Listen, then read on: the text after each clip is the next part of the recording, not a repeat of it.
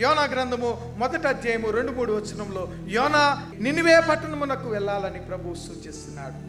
నినివే పట్టణస్థుల దోషము నా దృష్టికి ఘోరమైన గనుక నీవు లేచి నినివే మహాపట్టణమునకు పోయి దానికి దుర్గతి కలుగుతుందని ప్రకటింపుము.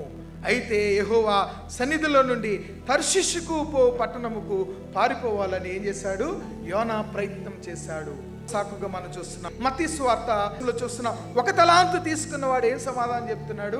అయ్యా, నీవు విత్తని చోట కొయ్యవాడవును, చల్లని చోట పంట కూర్చుకున్న వాడునే కఠినుడు అని నేను ఎరుగుతున్నట్ట. నీకు తలాంతులు ఇస్తే తలాంతులను అభివృద్ధి చేసుకోవటం మానేసి నువ్వు కఠినుడు అని సాకులు చెప్పటం ప్రారంభించారు. దేవులారా, బాధ్యతను దేవుడు మనకు అప్పగింపగా బాధ్యతను నిర్వర్తించలేక సాకులు చెప్పే స్థితిగతులలో ఈరోజు నీవు నేను ఉన్నామేమో. జాగ్రత్త ప్రియమైనటువంటి దేవులారా, దేవుడు మనకెందుకు ఈ బాధ్యతను అప్పగిస్తున్నాడో మనం విస్మరిస్తున్నాం.